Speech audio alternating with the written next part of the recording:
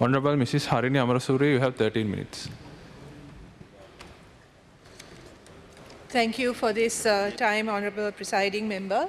I must apologize to the House if I am breaking the rhythm of what has been a fascinating debate so far by shifting your attention from the Ministry of Foreign Affairs to mass media. Mass media plays a critical role in the social and political lives of people. The quality of media in each society, the degree of independence and freedom are often taken as indicators of the quality of democracy in these societies. We generally regard media as having two functions. One as a watchdog, providing politically relevant information to citizens that supporting their ability to make informed political decisions, and secondly, serving as a public forum representing the diversity of views in that society. Traditionally, media consisted of print, radio, and television, but today we see the internet and digital media platforms becoming far more influential, both as a watchdog and as a public forum, more than in other types of media. The emergence of digital media arguably has meant that the institution of media has become far more democratic. Today, every citizen has the potential to be a journalist. All of us are able to create news, share news, comment on news, and to engage in discussions which can reach a large audience very quickly. Public figures, those in power, are under much more scrutiny than before. This is great from one perspective. It has enabled a duplicity of voices and a multiplicity of voices and perspectives to emerge, which is always a good thing. And it has created a much larger critical space regarding public accountability. At the same time, we have to ask ourselves, what does it mean to be truthful, objective, independent, and ethical in this context? More importantly, how do we assess what is truthful, objective, and ethical in this context? What is the validity of these multiplicity of voices, opinions, and perspectives that are offered to us today?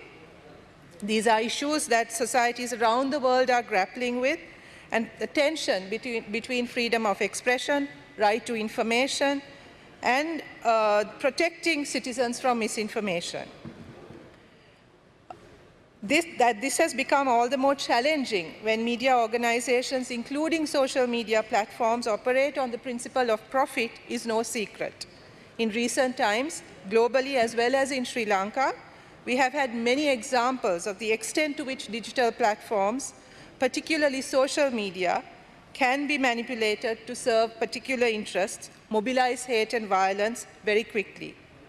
Yet media regulation is a highly controversial issue, since it is tied up so closely with the freedom of expression and right to information. Government efforts at regulation are viewed with particular suspicion. Sri Lankan governments usually do not have a good reputation for dealing with media.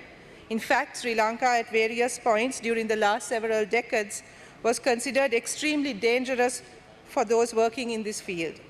The list of media personnel who have disappeared, been killed, threatened, intimidated, and forced to leave the country is far too long, and serves as a severe indictment on successive governments.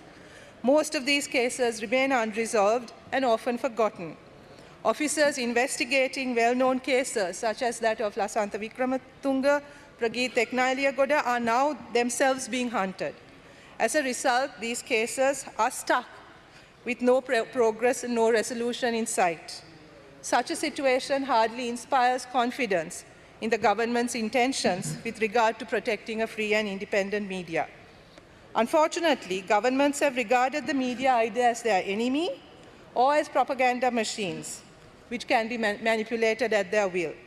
We also have to deal with a situation where traditional media, whether state or privately owned, are known to promote particular political agendas. Most media institutions in Sri Lanka are owned by individuals or families closely linked to mainstream political parties.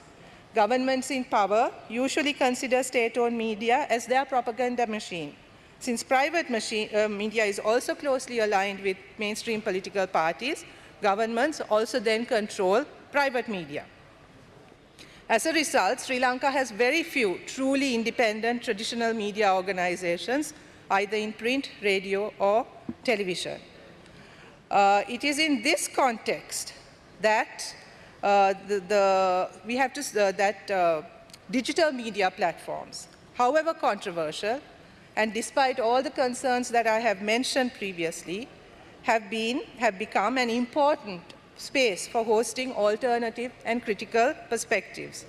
Honorable Presiding Member, it is in this context that we need to seriously consider this proposal reported in the Parliament website that the Honorable Minister for Mass Media has stated at the Consultative Committee meeting on mass media held on the 21st of November that a website regulatory mechanism will be implemented within the next 2 weeks. Can such an important, may I finish, if you don't mind? Then we can respond. Can such an important and crucial regulatory mechanism be implemented within or established within 2 weeks? Members present at that committee, some of whom are in the chamber today, had also made references to legislation recently passed in Singapore as an example of what could be followed in Sri Lanka. Now, it has become quite common, as you know, for Singapore to be held up as the model for Sri Lanka, for all things that we need to do. When we do so, when we hold Singapore up as this model, we tend to overlook the fact that it's an extremely tightly controlled society where the idea of dissent and protest, so essential for democracy, is not tolerated. Just recently, it was reported that a Singaporean man, was arrested for unlawful assembly, for holding a placard with a smiley face in front of a police station. Internet freedom is limited in Singapore, and government has high powers of censorship, which it uses to stifle criticism and opposition views. Is this what we aspire to? I don't think so. Sri Lankan citizens are highly politically literate, and any regulatory mechanism that attempts to stifle the freedom to debate and engage with political ideas would be highly detrimental to our democratic space. While there is legitimate concern of how digital media platforms can distort information, propagate hate speech, etc., far more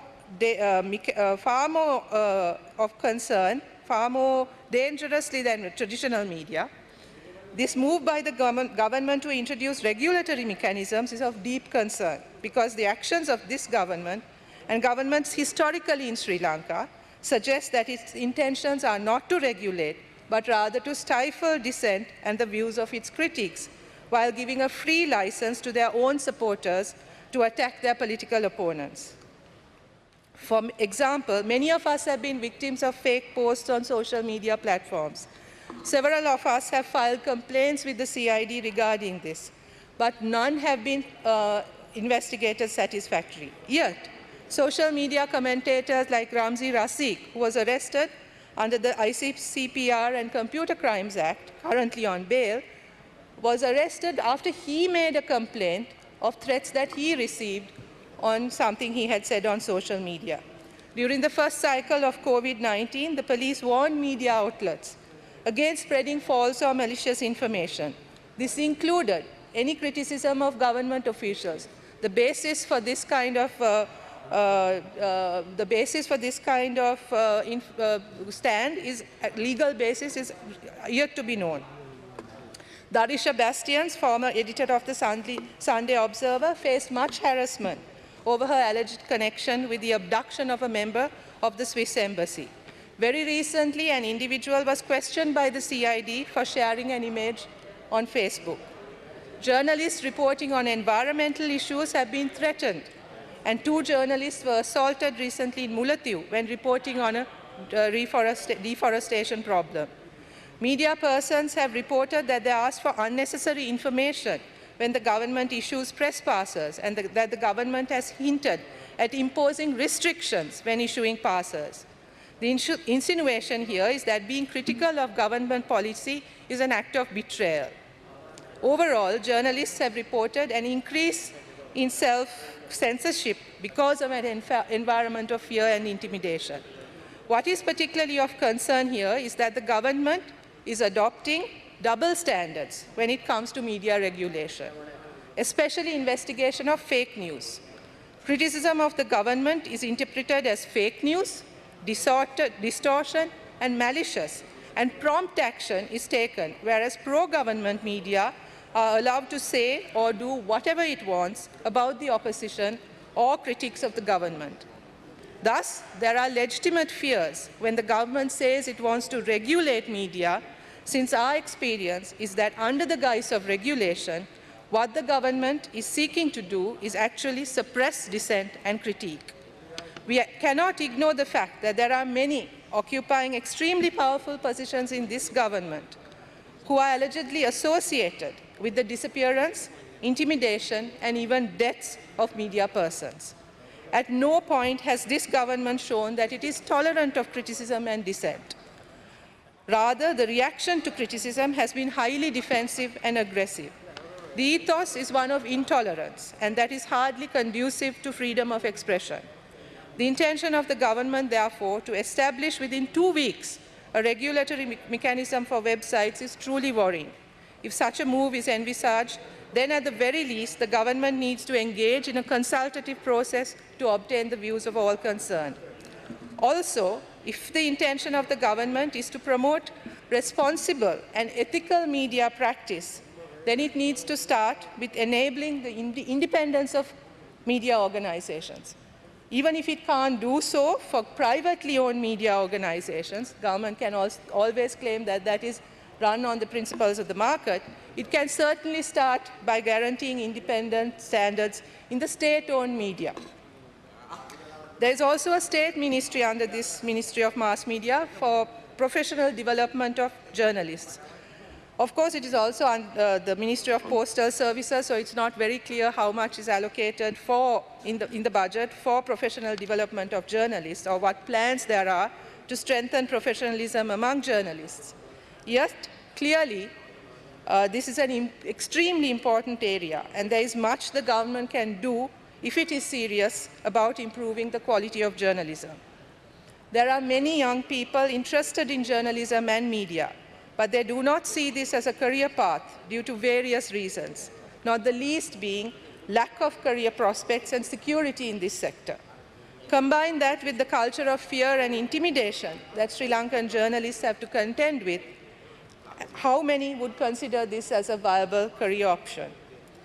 In conclusion, in an increasingly complex media space, there is no doubt that a robust dialogue on media ethics and professionalism is urgently required.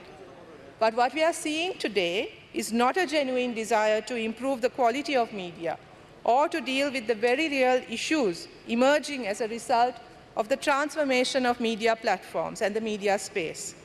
Rather, what we are seeing are attempts to curtail the freedom of expression, protection of pro-government media organizations and persons, and an atmosphere of intimidation and harassment of critical voices. This is surprising in a government that keeps talking about its popular mandate, because what it is actually reflecting is a deep sense of insecurity about its popularity and legitimacy. Thank you very much.